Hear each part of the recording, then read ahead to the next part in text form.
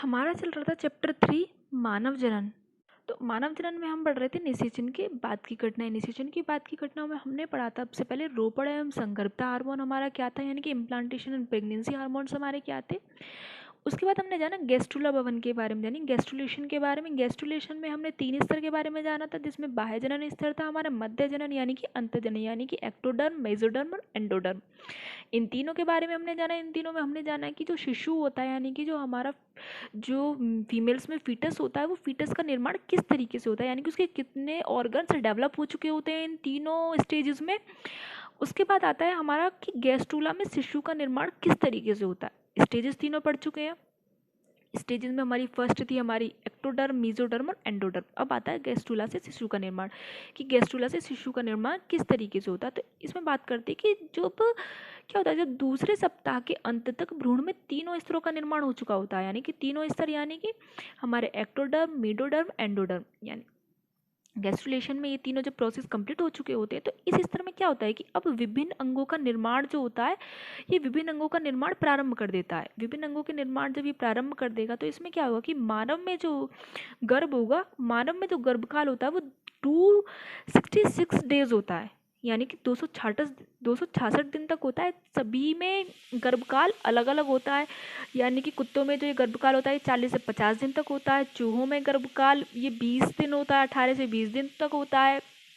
इस तरीके से सभी का जो गर्भकाल होता है वो डिफरेंट होता है। तो जो फीमेल्स होती हैं, यानी कि मानव जो होती है, मानव में 266 दिन का गर्भकाल उनका अपना होता है। गर्भकाल को मुख्य रूप से 3 भागों में बांटा जाता है। सबसे पहले बात आती है प्रथम तिमाही की, कि प्रथम तिमाही क्या होती है, यानी कि फर्स्ट ट्राइमेस्टर। फर्स्ट ट्राइमेस्टर में क्या होता है कि जब भ्रूण में अंगों का निर्माण प्रारंभ हो जाता है, यानी कि जो भ्रूण होता है उसमें जब अंगों का निर्माण प्रारंभ हो जाएगा, यानी कि जैसे उसका हृदय बन जाएगा, उसका हार्ट, उसका मस्तिष्क, उसका मेरुरज्जु, ये सब बन जाएंगे, तो फिर उसके बाद क्या होगा कि 4 सप्ताह में सभी प्रमुख अंगों का निर्माण उसका प्रारंभ हो जाएगा। यानी कि जब सबसे पहले उसका हार्ट बनेगा, फिर उसका माइंड, उसके बाद मेरुरज्जु आदि ये सब बन जाएंगे। उसके बाद क्या होगा, उसमें जो उसके प्रमुख अंग है उनका निर्माण उसका स्टार्ट हो जाएगा। और छठे सप्ताह में आते आते उसमें जंदों का निर्माण, यानी कि अगर मेल होगा तो टेस्टिस होगा, और फीमेल्स होंगी तो ओवरीज का निर्माण उनमें हो चुका होगा।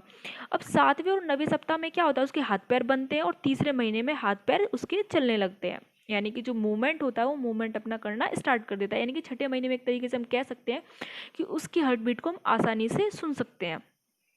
अब आती है द्वितीय तिमाही की बात, कि द्वितीय तिमाही में क्या होता है कि चौथे माह में जो कंकाल होता है, रक्षात्मक आवरण होता है उसका निर्माण हो जाता है उसमें फीटस का। और छठे माह के अंत में भ्रूण की सभी रचनाएं बन चुकी होती है, यानी कि छठे महीने तक उसका पूरा डेवलपमेंट किसी भी भ्रूण का हो चुका होता है। अब आती है अंतिम तिमाही, यानी कि अंतिम तिमाही उसकी, यानी कि अंतिम तिमाही में आएंगे उसके 7, 8, 9 महीने, यानी कि जो प्रथम तिमाही होती है उसमें आते हैं 1 to 3 मंथ। अब आते हैं द्वितीय तिमाही में 3 to 6 मंथ आते हैं, और फिर इसमें आते हैं अंतिम तिमाही में 6 to 9 मंथ, यानी कि ये होता है थर्ड ट्राइमेस्टर। फर्स्ट वाला फर्स्ट ट्राइमेस्टर, ये सेकंड ट्राइमेस्टर होता है 3 to 6, और 6 to 9 होता है थर्ड ट्राइमेस्टर किसी भी भ्रूण के डेवलपमेंट का या किसी भी चाइल्ड बर्थ का। अब आता है अंतिम तिमाही में क्या होता है कि इस दौरान भ्रूण अपने आकार एवं भार में तेजी से वृद्धि करता है। जो भ्रूण होगा, फीटस होगा, वो अपने आकार में और भार में तेजी से वृद्धि करेगा, और भ्रूणीय शरीर के पूर्ण विकसित होने पर 9वें माह में भ्रूण जन्म लेने को तैयार हो जाता है। यानी कि जैसे ही वो अपना आकार और अपना वजन निश्चित कर लेगा, यानी कि उसमें वृद्धि हो जाएगी, वो पूरी तरीके से डेवलप हो चुका होगा, फिर क्या होगा कि वो अपना जन्म लेने के तैयार हो जाएगा। और यह लगभग 18 इंच या 18 इंच से 20 इंच लंबा होता है। उसका जो वेट होता है वो 4 kg वजन तक उसका हो सकता है, यानी कि 3 to 4 टू, यानी कि 2.5 से 4 kg तक उसका वेट हो सकता है किसी भी भ्रूण का।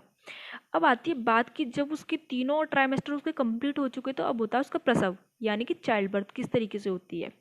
तो चाइल्ड बर्थ में क्या होता है कि जो गर्भाविधि होती है वो पूर्व के पश्चात गर्भाशय की पेशी में तीव्र संकुचन प्रारंभ हो जाता है, यानी कि लेबर पेन उसमें स्टार्ट हो जाता है। लेबर पेन जैसे ही स्टार्ट होगा, यानी कि जब वो उसका प्रसव का टाइम आएगा, तो उसमें लेबर पेन अपने आप ही स्टार्ट हो जाएगी। जो गर्भाशय की पेशी जो होती है उनमें संकुचन प्रारंभ हो जाता है, यानी कि एक तरीके से दर्द प्रारंभ हो जाता है। दर्द बहुत ही ज़्यादा असहनीय होता है, ठीक है। इसमें क्या होता है, इस संकुचन को प्रसव संकुचन और इस अनुभव को प्रसव वेदना यानी कि लेबर पेन कहते हैं।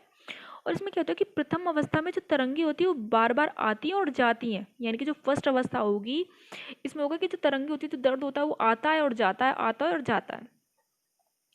उसके बाद क्या होता है कि जब द्वितीय अवस्था में शिशु योनि से बाहर आने लगता है, यानी कि जब दूसरी अवस्था आएगी, जब ये संकुचन बहुत ज़्यादा जोर से शुरू होने लगेगा तो द्वितीय अवस्था आ जाएगी, और द्वितीय अवस्था में शिशु जो होगा वो योनि से बाहर आने लगेगा, और बाहर आने पर भी नाभि रज्जु शिशु को अपरा से जोड़े रखती है। यानी कि जो शिशु होता है उसमें जो नाभि रज्जु होता है वो शिशु को अपरा से जोड़े रखती है। यानी कि डॉक्टर क्या होते हैं, डॉक्टर अगर हॉस्पिटल में ले जाते हैं डॉक्टर्स उसको कट कर देते हैं, और घर में होते हैं तो घर में क्या होता है, घर में उसको शार्प ब्लेड से कट कर दिया जाता है, उसकी जो नाभि रज्जु होती है किसी भी शिशु की। अब क्या होता है कि जो तृतीय अवस्था में जो अपरा होती है वो अपरा को शिशु की और धागे से बांधकर असंक्रमित ब्लेड की सहायता से काटकर अलग करते हैं। यानी कि तृतीय अवस्था में जो अपरा होती है, अपरा को शिशु की और धागे से बांध दिया जाता है, और जो असंक्रमित ब्लेड होता है उससे काटकर उसकी नाभि रज्जु को अलग कर लिया जाता है। अब आता है कि जब उसमें प्रसव हो चुका तो अब उसमें होगा दुग्ध श्रावण, यानी कि दुग्ध श्रावण होगा किसी भी उसमें फीमेल्स में, जब उसका प्रसव हो चुका होगा तो ये होता है कि ये 24 घंटे में शुरू हो जाता है दुग्ध श्रावण बेबी बर्थ के बाद। तो संगर्भता के समय माता में प्रोजेस्टेरोन और एस्ट्रोजन हार्मोन्स के प्रभाव से जो स्तन ग्रंथियां होती हैं उनमें कई प्रकार के परिवर्तन आ जाते हैं। तो कई प्रकार के परिवर्तन आ जाएंगे तो क्या होंगी, इनमें वृद्धि हो जाएगी और ये बड़े आकार के हो जाते हैं, यानी कि दुग्ध श्रवण के टाइम में काफ़ी बड़े आकार की हो जाती है, और इनमें जो प्रोलैक्टिन हार्मोन होता है उसके प्रभाव से शिशु के जन्म से 24 घंटे के भीतर दुग्ध श्रावण प्रारंभ इनमें हो जाता है। अब देखते हैं कि ये एक मैंने डायग्राम बनाया हुआ है जिसकी डायग्राम की उससे मैं आपको समझा सकती हूँ कि एक प्रसव किस तरीके से हो सकता है। तो ये है गर्भाशय भित्ति, गर्भाशय भित्ति में यहाँ पे ये एमनियोटिक फ्लूइड भरा हुआ है, इसे एमनियन कैविटी बोलते हैं, और ये ही जो फीमेल्स होती है उसमें एमनियोटिक फ्लूइड भरा हुआ होता है, इसको बोलते हैं एमनियोटिक फ्लूइड होता है। उसके बाद ये होती है नाभि रज्जु, जो नाभि रज्जु जो अपरा से जुड़ी रहती है। ये ऊपर अपरा है, यानी कि इसी को शार्प ब्लेड से कट करके शिशु को अलग कर लिया जाता है, और ये होता है एम्ब्रियो, ये तो एम्ब्रियो है ही फिटस।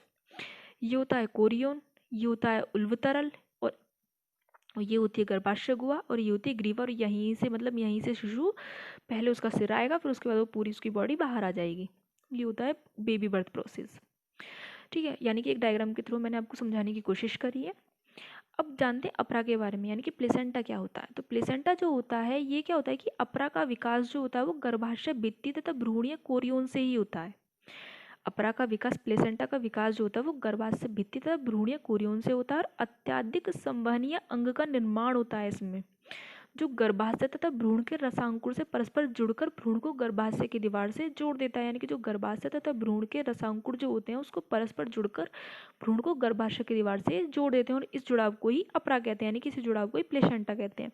अब इससे क्या होता है कि प्लेसेंटा में जो अपरा होता है, अपरा को जो रसांकुर होते हैं जिसको विली बोलते हैं, वो गर्भाशय की दीवार में धसे होते हैं। अपरा बनने के कुछ समय पश्चात अपरा तथा भ्रूण के बीच एक रज्जु समान रचना होती है जिसे नाभि रज्जु बोलते हैं, यानी कि जिसे शार्प ब्लेड से कट करते हैं। यानी कि अपरा बनने के कुछ समय पश्चात जो अपरा होता है, अपरा और भ्रूण के बीच में एक रज्जु समान रचना होती है जिसे नाभि रज्जु अम्बिलिकल कोर्ड बोलते हैं। इस नाभि रज्जु द्वारा गर्भ का उदर अपरा से जुड़ा रहता है, यानी कि जितना भी पोषण होगा शिशु में वो इसके द्वारा होता रहेगा, यानी कि जितने पोषक पदार्थ होंगे वो उसके द्वारा उसमें जाते रहेंगे। मनुष्य में जो अपरा होती है वो हीमोकोरिल प्रकार की होती है।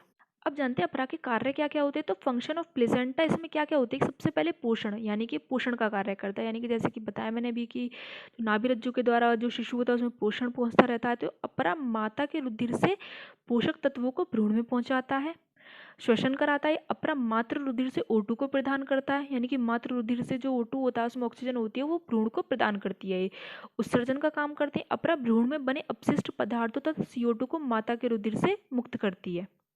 ठीक है, जो इसमें प्रतिरक्षा का कार्य करता है। अपरा द्वारा मातृ रुधिर जो होता है उसे विभिन्न रोगों के प्रतिरक्षी भ्रूणों में पहुंचते हैं।